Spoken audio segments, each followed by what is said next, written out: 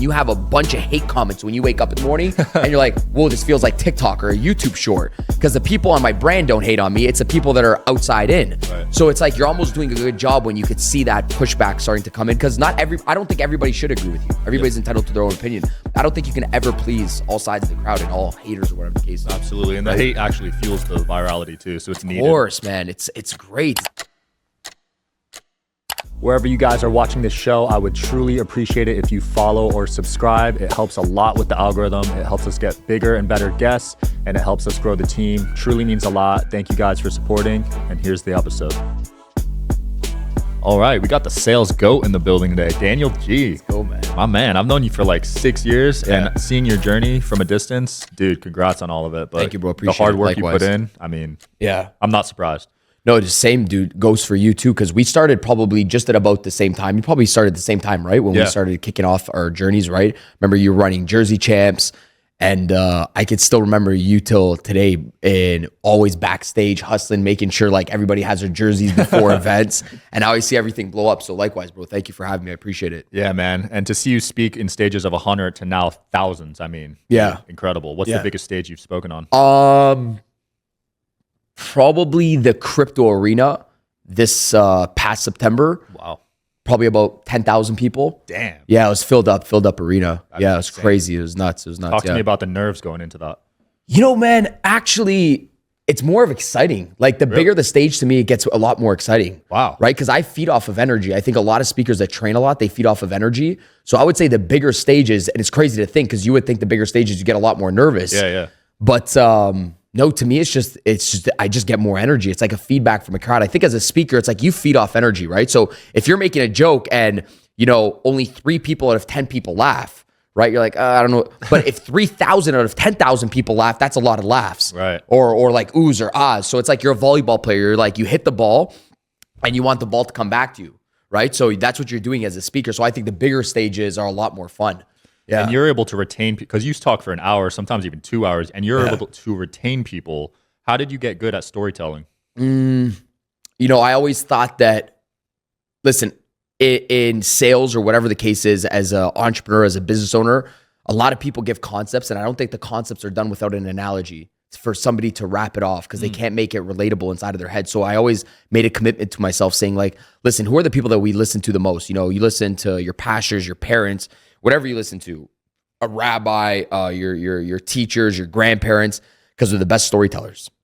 So I'd always say, okay, I'm never going to give concepts in sales, especially without giving a story or analogy behind it so it can finish off the concept and people become relatable with that concept. So yeah, man, I see a concept. I said, okay, how do I make this relatable to the crowd? Who am I going to speak to? How do I make it relatable to the crowd? That makes sense. Yeah. And you teach sales, but I feel like you teach like a greater purpose as well. Correct. Yeah, 100%. I think it's just, you know, it's influence in general, you know? Like I've always been nailed for this, like, oh, the sales guy, you know, is manipulating or whatever the case is. I'm like, dude, regardless of what you want to do inside of life, you're going to have to influence people. If you want to have a show, you have to some way, somehow influence people to get on your show. You know, you want to get a better job inside of life, influence your way up to the job. So I'm like, influence is going to be done at every stage inside of your life, right? So yeah, and I think of course my energy comes off with motivation, right? Within sales. So it reaches just a broader audience of just sales, right? I'm also super good at marketing and branding. I think that supports sales in today's day and age. I always say sales is very difficult if your marketing and branding is weak. If your marketing and branding is high, sales is easy. Like the more you are on your marketing and branding, the less convincing you have to do on the sales side. Yeah. You know, like you see salespeople that have to work their ass off, convince because their marketing and branding is weak. Because they're branded and walk in the door before they did. Like, for example, your brand enters the room before, you know, you actually enter the room. Well, I'm going to talk to Sean Michael Kelly, whatever the case is, because you push so hard on your brand, right? So I always tell people, like, now more than ever, make sure your brand is entering the room before you enter the room, because it makes sales a lot easier. Absolutely. I mean, it's helped me so much get podcast guests. Imagine if I had no followers. Yeah, exactly. It'd be impossible to get guests. So I think Instagram these days is like one of the biggest assets you could have. It's free. It's great. I don't think still enough people take advantage of it. It's like you still don't pay for it, right? It's like, you know, all the attention is great attention. You can never go negative views. It's like I say you can never post something because I think sometimes people get crippled from like, you know, social anxiety or posting something and saying like, oh, but what are these people going to think? It's like, well, you can never go negative. You can't post a video and go negative views. It's like in sales, you can't go up to somebody and lose that customer if you've never had the customer in the first place. I say the beauty about social media, it's all a gain. Everything you do from the day you start your brand to the day you enter, the day you exit, everything's a gain. It can't be negative views. So, and I love that you said that, because I had self-limiting views of, oh, if I post this, I won't get enough likes, or so-and-so will see this and talk.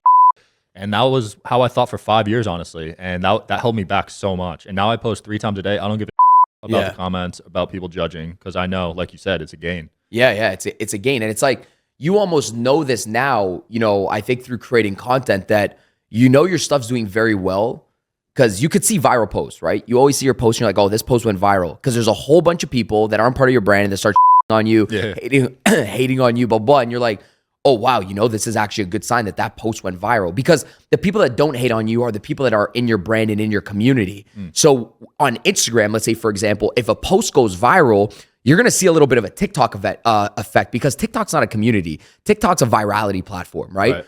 Instagram's more of your brand building platform. But then you could start seeing your videos do super well when you have a bunch of hate comments when you wake up in the morning and you're like, whoa, this feels like TikTok or a YouTube short. Because the people on my brand don't hate on me. It's the people that are outside in. So it's like you're almost doing a good job when you could see that pushback starting to come in. Because I don't think everybody should agree with you. Everybody's entitled to their own opinion. I don't think you can ever please all sides of the crowd and all haters or whatever the case is. Absolutely. And the hate actually fuels the virality too. So it's needed. Of course, man. It's great. It's like, I was saying this joke on stage the other day. I'm like, guys, imagine you guys make videos and you have 1,000 shares on your video.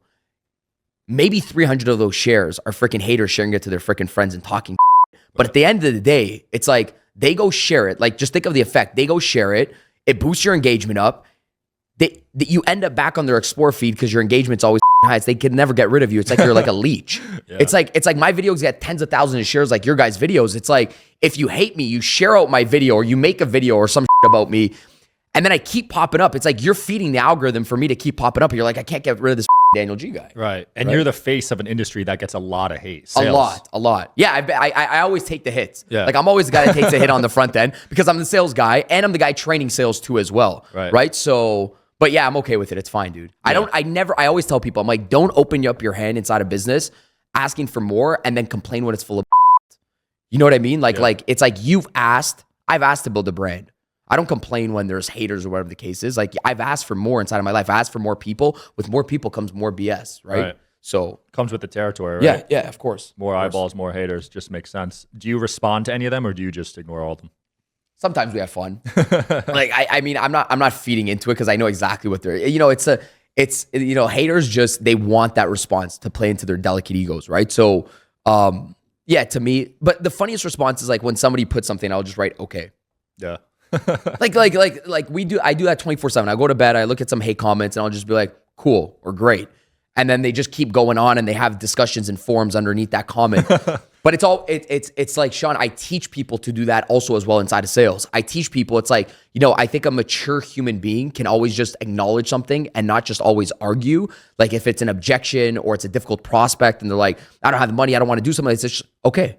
And people will just keep talking and just keep giving their ideas. And this works the same thing online and offline. You're talking to a difficult prospect and you just say, okay, allow them to elaborate. Don't be like, no, just okay. Right. It's just acknowledging somebody out. But same thing happens online. Yeah. Are you still going live every day on Instagram? Yeah, majority of the time. Yeah, every single day. You're like the only person I know that does that. So why did you start doing that? I do that, well, because of the first thing that you just said, when you're like, you're the only person that knows that I do that. I do that, and I do that even more now because I used to do it pre-pandemic. Then I realized during pandemic, I'm sure you remember, everybody was going live because everybody was home. Fitness coaches, influencers, everybody was going live. And then everybody stopped. And I said, holy shit, this is the easiest way to build a community, not just a following. I think there's a difference. Like, I have a very strong community. If I have an event in California, people are showing up. It's because I built a community and just not people that just like a video. I'm in there answering people's questions. It's real with them. And I feel like just building content is not enough now. People want to be involved in community and culture, right? Especially as you travel and you do a lot of events, they want to see that the person's real. So to me, that's the best way to build my trust with my community. Ask me anything, open questions throughout the live streams.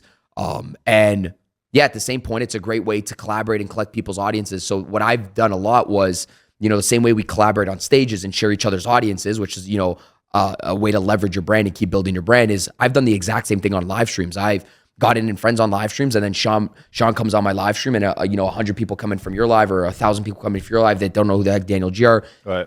They give you four open spots on a live stream. I don't think people utilize this live function enough. It's like it's almost lost out. Like you can get 4 heavy hitters on one live stream and just discuss a bunch of and have all the audiences come in, and then even treat it as a Q&A on the third open spot, bring in an audience and let that audience ask the 3 heavy hitter experts a question, and people love that. And you'll start to see, like, I'll do once a week beaming into my audience, and they can come ask questions. Even a hater can come in. We discuss it, have some fun. I try to beam in the haters a little bit more, but I say the best thing is, like, when you start to see that, nobody requests to join live because everybody's scared in the beginning. And then one person's like, hey, Dan, I'm struggling here in my business. And then boom, you see everybody that follows the trend. They're like, oh, okay, now I want to go ask them a question. And think of it, like, if Jenna goes live and she only has 1,000 followers and she comes live with me, 20 of her people now just came in my live stream. And they're like, who the heck is this Daniel G guy? Click follow, right? So I always say, I don't think people leverage the resources within social media enough. And that's one of them right now. And the best way people want to become speakers, coaches, or whatever, the best way to practice is always on a live stream. Absolutely. I got good at speaking through live streams. Wow. Yeah. Like if you were to ask me in 2016 to speak to a crowd, I would say no. I was great at sales one-on-one. Are you interested in coming on the Digital Social Hour podcast as a guest? Well, click the application link below in the description of this video. We are always looking for cool stories, cool entrepreneurs to talk to about business and life. Click the application link below, and here's the episode, guys. But speaking in front of a crowd wasn't my thing. Maybe 1 or 2, 3 people influencing some decision makers, but in front of a big crowd wasn't my thing. I didn't like speaking in front of my, high school classes. But then I got on live streams, and it trained me how to speak and how to communicate. So when I got on stage, it was like, I always say the best time to build a brand is when nobody's watching you. Like, practice when nobody's watching, because when everybody's watching, everybody's trying to pick you apart. Right. And everybody's judging. But when nobody's watching, when 2 people are watching, it's the best way to build your brand. That's so powerful. It's almost like a live podcast. Exactly. Yeah. That's exactly. super cool. Yeah. Always take advantage of new features. Instagram just launched polls. Did you see that? Yeah, I've seen that. On yeah. posts, I just started playing with that. Oh yeah, the one where you can vote now underneath a post instead of comments, right? Exactly. Yeah. Smart. And anytime a social media platform launches a new feature, use it, because they're gonna push it. When Instagram launched Reels, people were going stupid viral. When YouTube launched Shorts, so easy to get millions of views. Correct. Same with TikTok. When they launched Stories, you started using Stories, etc. Yeah. So you've been in sales for what, 8 years now? About 15. Oh, 15. 15 years. Well, what we could say, I could say, like, full time after university, probably 9 years. Been in sales since I was 14. Okay. Have you seen any major changes in terms of the psychology of the customer? Buyer? Of the buyer, yeah. I think people's attention span's a lot shorter. Right. Just a lot shorter. Just like we've been talking about, like, marketing, branding, and sales.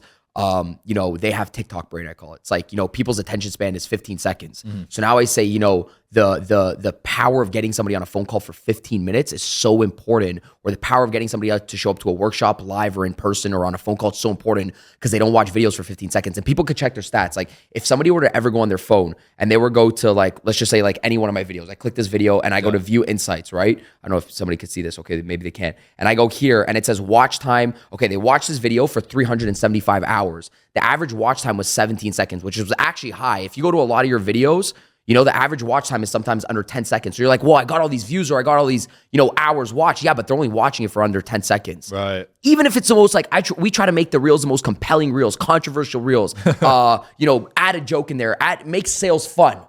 And even that is hard to get somebody's attention under 10 seconds. So I think, the power, again, to build that community and get people on phone calls, get people to events is the next step. Yes, of course. I think, the attention span of a consumer has definitely, shortened. Yeah, and you're speaking for an hour on stage sometimes. Yeah, so 4 hours sometimes. Jeez, so you're probably seeing people zoning out, right? Yeah, of course. And that's I think that's the main thing, is like, how do you keep somebody's attention even in person? Like, how do you keep them constantly hooked in person, where you constantly switch?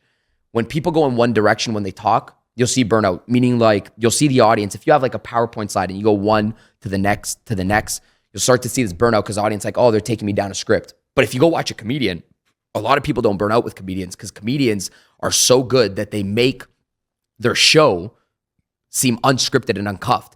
So, like, they'll be talking and Kevin Hart would be like, you know what, man, I was thinking about something 2.5 weeks ago, And then, this girl came up to me in the elevator and they're taking them down this line and they completely hook you in another direction. You're like, wait, he has a story? So to me, like the human brain loves things that are unscripted. And the moment you start to see a speaker go down a route that's completely scripted, it's almost like your eyes are shutting off. Wow. Right? That's why some of the best speakers that you probably watched on stage, you're like, man, they have so many stories and it seems like the stories are just pulled out of even though they know them in their head. It's done well inside of their head. They have so many stories where they can make it seem so uncuffed and so unscripted. And I feel like that's what's hooking the audience's attention. Incredible. And now that you've said that, I'm replaying all the PowerPoint presentations I've seen and I've never like enjoyed one of them. Yeah, you only like the guys and the girls that are like almost like, just freely talking, uncuffed, like we're doing right now. Right? And just to emulate that back on stage. Absolutely. And I've been to comedy shows for 2 hours and I'm not even thinking about leaving. So yeah, exactly. Same thing. Yeah. And that's another thing. It's like, how do you mix in both components? Like, how do you mix in the logical component of business and also the emotional component of the business? Because you're staying in a comedy show because it's funny.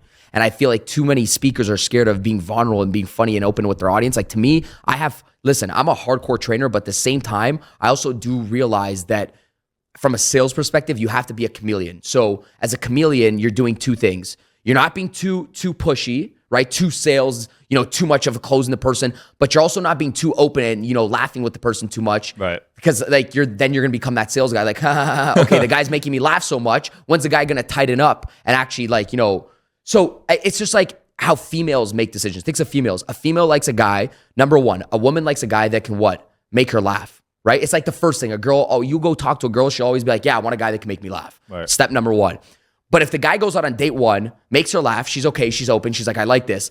But if he keeps making her laugh and she's like, holy can the guy tighten up? Because I'm a freaking comedian, I want to date a man. She wants a little bit of both. She wants a guy to make her laugh, but at the same time, take control and also, have a little bit of safety, security, hold the door open for her, also act like a gentleman and a man. I say the same thing goes back to sales. That's a human brain. Right. If you learn how to sell, you can make somebody laugh, but at the same time, lead them. It's a little bit of liking and a little bit of leading inside of sales. You make them laugh. At the same time, you can hook back in and get serious. And that's what I do throughout my whole talk. If somebody watches me when I train sales, it's like, boom, I'll make somebody laugh, but in 2.5 seconds, I'm training a sales concept. Yeah. And the human brain freaking loves that. I say sell to others as you would like to be sold, right? So all about balance. Yeah. And we were talking earlier, you're traveling 3-4 days a week, speaking at different stages. How are you balancing family, friends, and all that? Oh, I'm not. I'm not. Like that's actually, I think three was a lie. Like I think we're on the road now 5 days. Damn. Yeah, 5 days. That's 5 days. Insane. At least 2 events minimum, but 5 days of actual travel because our events are not always just in North America. Oh, wow. Right? So like we have a lot of events in Europe and South America,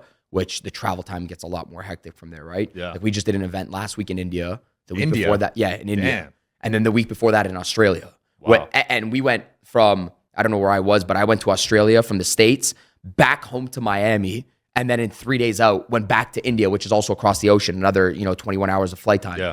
So there is no balance to answer the question, and I don't shoot for it because I think it's complete and I think, as I used to say this before, I used to get like a lot of people hating on me for it, but I think people start to realize that when you do push for something big, that you're not going to find balance inside of business. Like, because balance, I think people try to shoot for like this 25% lifestyle where it's like, okay, I'm going to have 25% with my friends, 25% with my family, 25% of my work, and 25% for health. Right. Well, cut the crap. LeBron James, when he's shooting for his 5th or 6th championship ring, he's not thinking about balance.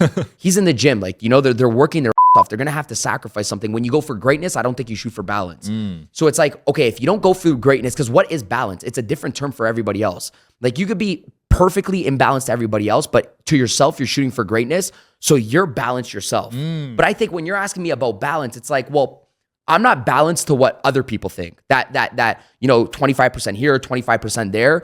No, there's no way. It's impossible. Like I'm shooting for something great. I said, I want to take over the world inside of sales. Of course, I'm not going to have balance. Of course, I'm going to have to spend less time with my family, my friends, etc. The first thing though that I'll always take care of is my health, because my health runs my business. Right. My business doesn't run my health runs my business. So I'll always take care of my health first. But other than that, of course, in all areas of my life, I'm going to be in balance. Insane. Yeah. Where does this work ethic come from? Did you have immigrant parents? Yeah, I did. I had family come from, my grandparents came from Italy to Canada, and I grew up with my grandparents. So my parents split up when I was young. I grew up with my grandparents in the summer, working with my grandfather. My work ethic, I looked at my parents working, 10 to 15 hour days always, 7 days a week. So I think, your ethics is what you stand for inside of life. When you break down that word work and ethics, ethic is just what you stand for. So when you look at people above you working, it's like, if you feel like you're doing an 8-hour day and you've seen people doing 15-hour days, it's like you almost feel this disconnect because you've seen what the standard was growing up, right? So yeah, I enjoy doing it. I like working. I like staying on the move. I feel dead if I'm not. Right. There's this notion with salespeople that they're all about money, right? Yeah. That's the number one most important thing in life. Where does money rank in your life? I think it's super important. I think it's the motivation for salespeople in the beginning stage. For anybody, I think anybody that says otherwise, I think it's when they're like, oh, it's not just about that. No, in the beginning, you have to be motivated by money inside of sales. I was motivated by money inside of sales. I wasn't motivated by a passion, right. Because I hear a lot of this online. It's like, you got to follow your passion. Okay, wait. When you're broke, my first sales job was a door-to-door sales job. Like, I was selling aeration services. It was a door-to-door service, very cheap service.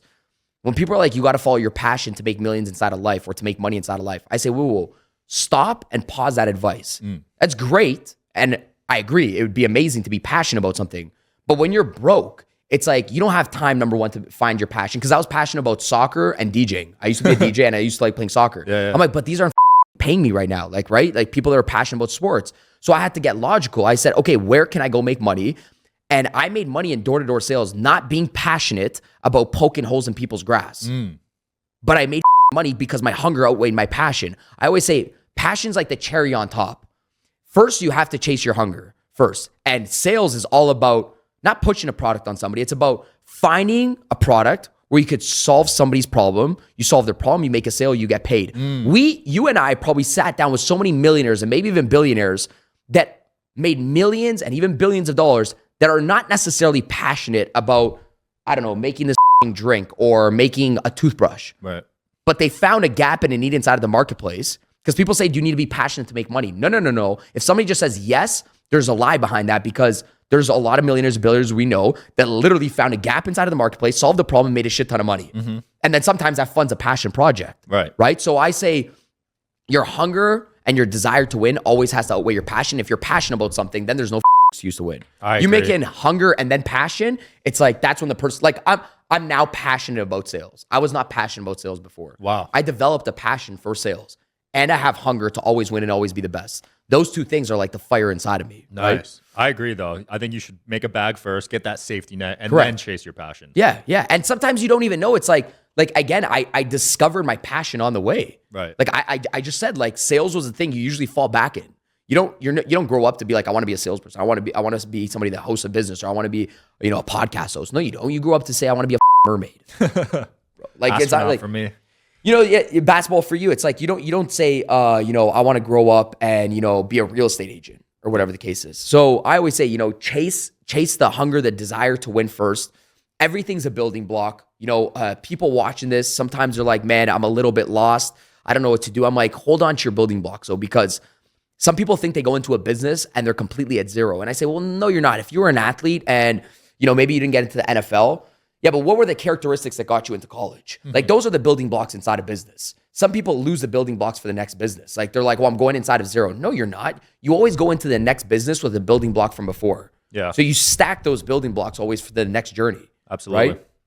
So you've generated over 9 figures in sales. Talk to me about how long it took to get that first million, from 1 million to 10, and then from 8 to 9 figures. Not 9 figures net worth though. Not right. yet. But yeah, responsible and generated, of course, for multiple different companies. First million, 24 and a half, maybe 25. In sales before that, generated in sales before that. But for myself, yeah, probably by 25. So it took 6 years to get that first million? Yeah, 6 years. Okay. Yeah. But I was also like, I've sold more than 1 million, but companies' products were very expensive that I was selling B2B services. Right. And then, I always say it was exponential after that. Like me and my business partners sold tens of millions of dollars for other organizations and companies. Because I think, all business, it's not like a grading scale of like 1 to 2, 2 to 3, 3 to 4. You probably know how it works, like 1 to 10, like you said, and then like 10 to 100. It's always exponential because you compound all these small efforts, and that's where it like kind of like blows up after that. I always say like success is not just completely gradual. There's going to be a point where it doesn't make sense to people. Yeah. And you get paid $50,000 to speak on stage or whatever the case is, but you did like 400 free events, right? So it's taken me not just from the sales aspect, but now to where I'm at, fees, the brand and everything. It's taken me 4 years of doing a bunch of unpaid. I don't think a lot of people want to do that. They don't want to invest, right? They don't see the point behind it, investing into a studio or whatever the case is, because they're very transactional with their brand. So people are like, I want to build a brand, but then it's like you treat your brand as if it's marketing, and two of those things are different, and they get confused because marketing is a call to action. It's like, hey, watch this, here's some value, and I'm going to sell you this. Branding is just a long-term play, and you're building trust with people, right? And sometimes that costs a lot more than the marketing, right? So that people don't see that because branding is usually invisible and it takes a little bit more time. So my branding was investing my own dollars, hard-earned dollars inside of sales and my sales agency and my sales jobs and putting it back on the road and, doing events for free in the beginning and traveling, doing that, and then hiring, film crews, et cetera, and then putting it back inside of my brand. And I don't think nobody ever then they say like, oh man, how did you get to where you are? It must be so easy. I'm like, well, you never said it was easy with the free events, right? Or whatever the case is, right? So I always say you'll always be heavily paid for the that you were never paid for in the past. Love that. Same story with me, dude. Right. 5-6 years took me to make my first $1 million cash. I was having free events for 5 years, losing money because I was hosting them, paying for the venues. I remember, yeah. Now I'm making good money on each event, but it took 5 years of events that people probably don't even know about. Which nobody will ever care or even know of. Right. You know what I mean? It's like almost as a business owner, you got to start swallowing that. Yeah. Like nobody gives a actually. Like it's like I told one of my friends when he came up to me, it's like, yeah, man, I charged that, this many thousands for this talk. And he's like, man, that's so easy, bro. You just talk for an hour. I'm like, well, why didn't you ask me when I did a bunch of free events? Dude, that must have been so easy doing those free events when you and I were going in debt for 5 years, paying out of our pocket, flying out, breaking our backs on airplanes, not knowing if it's going to work out, speakers bailing on you, people doing you dirty. I'm like, why didn't you say that was easy? Because I'm like, that's business. And I'm like, you will always be, paid one day, like heavily paid for the that you were never paid for in the past. It's not transactional. That's sales. Branding is like that too as well. In sales, it goes the same way. It's like you do a bunch you create a bunch of relationships, and then one day you're heavily paid that you were never paid for in the past. And I think that feeling as an entrepreneur is the best sometimes.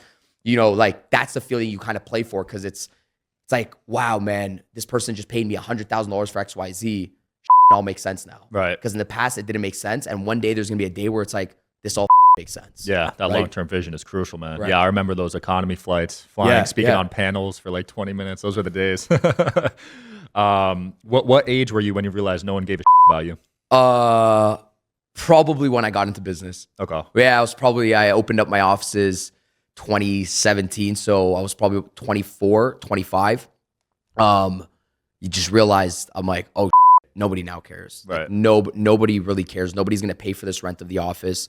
I've seen people, we're in the same industry. I'm like, okay, I've seen people, flip on people very quickly. And I said, you have to figure out this game for yourself. You're always going to, like, I know people are like, it's only lonely at the top if you do it yourself. But at the end of the day, you always sleep with yourself at nighttime, So you have to become so emotionally secure inside of the business, knowing that my line has always been, I'm going to be good regardless. So whatever happens to me inside of business, I always carry this very abundant heart and mindset saying, regardless if somebody says yes, regardless if somebody says no, regardless of what other people say, I'm going to be good. And that energy, like to me, because I knew that always worked inside of sales. Like when somebody says no to you, it's like when you bring in the energy inside of a conversation saying, if this person says no and I'm going to be good, some way, somehow you get the yes. Like when people know you don't need them, they start needing you, right? Like if somebody says, man, I just don't want to do this right now. And you're just like, all right, well, I'll just move on to the next person. They're like, well, that's a little bit weird. Majority of salespeople would push back right there when I give that objection.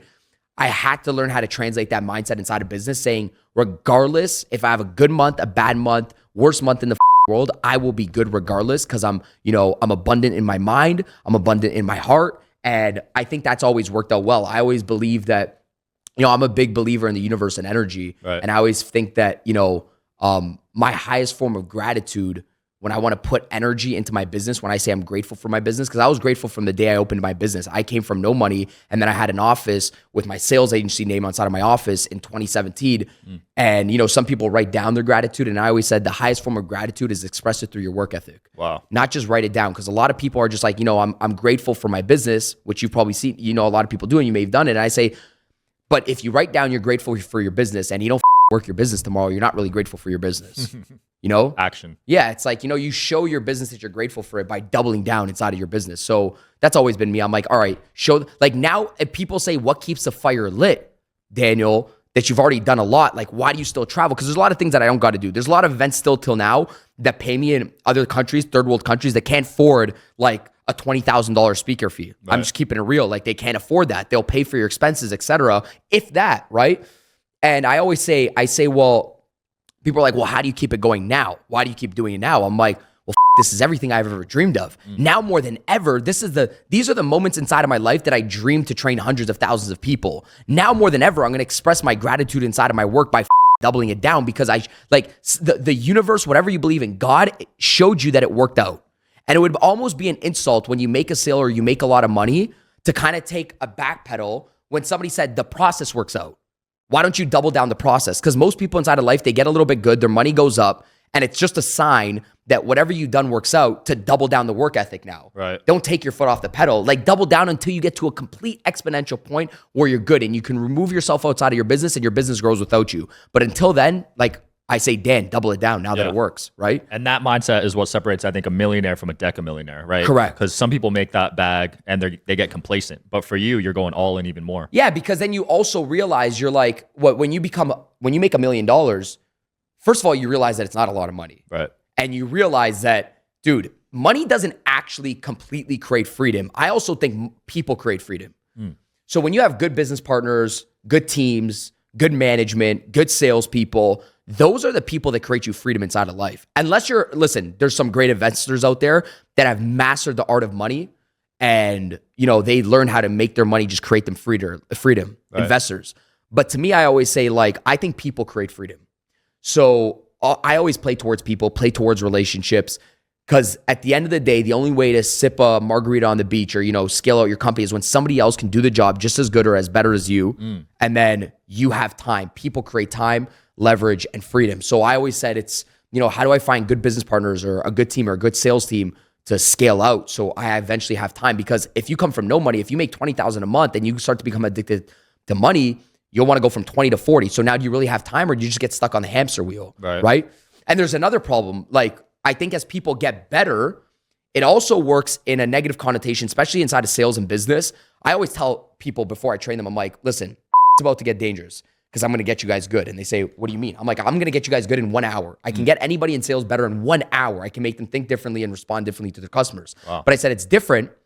Now it's going to get a little bit dangerous because now you're going to get good. And when you get good, because you can make sales anywhere to anybody, anytime, because you can make it, you're going to spend it. And that's the death that every single person inside a business stays on that hamster wheel. And people are watching this right now. They're like, oh, it makes sense. The better you get, the more confident you get. So the more confident you get, you'll go here, you'll go blow your money because you can make it back next month. Right. That's how every salesperson up, because they know they can make the money, so they just spend the money because the next month they make back the money. But what eventually happens, the hamster wheel, it spins faster and faster and faster, and then eventually it's just a cycle of emotions, and then they eventually fall off and quit. It's not if you're going to make commissions or not. When you get good, you're going to make commissions. It's what you don't do with your commissions that make people successful. Right? So I always say it's like the most dangerous part is, knowing that you're going to make it, but almost like what you don't do with your commissions when you make that money. It's like when somebody blows it, I say, you're going to go through an emotional cycle, because it's okay being broke and spending $2,000 in a month. But when you start making $40, $50, $100,000 a month and you go back down to zero, do that cycle enough times. I've seen people quit the business enough times. Wow. Right? You've probably seen it too inside of business. You've seen somebody go through maybe you don't see it, like people don't see it physically, but I know mentally that's such an exhausting cycle. When you've made 100,000, you've blown 100,000. You made 250. Yeah. I've seen so many online. Man, Sean, in the last 5 years, how many people have you and I probably seen build up and just disappear? So many. Like, it's funny to watch almost. Like, I watch it, I'm like, man, I can't wait till 2030 to see who's still going to be, still playing this game. And I said this in 2017 in my head. Wow. Like, I said, like, can't wait to see who's going to stick here till 2030. There's not many. And it's like, it's funny because what happened was all this boom of the entrepreneurs, there was a few that stuck out, and it's the same guys from before that were actually real. Right. Like, it's weird the way it works, because you're like, oh, the people that were slamming it back in 2018, the people that were real are still here till today, right? But the people that just used one Lamborghini to sell a course or whatever the case was, and really didn't have system structures and relationships, what we've built, those people that don't have relationships, they're gone in 2 seconds. They're gone. Right? So I always say it's not what you could do now. It's like Drake has a good line. He's like, "We'll give it a decade. We'll see who's around a decade from now." Yeah, I love that. I always think long term. Yeah, dude, it's been a blast. Let people know where they can find you. Yeah, Daniel G on social media. They can go on my Instagram at Daniel G. Everything's there. Absolutely. All right, thanks for coming on, bro. Appreciate it, brother. Yeah. Thanks for watching, guys. As always, see you tomorrow.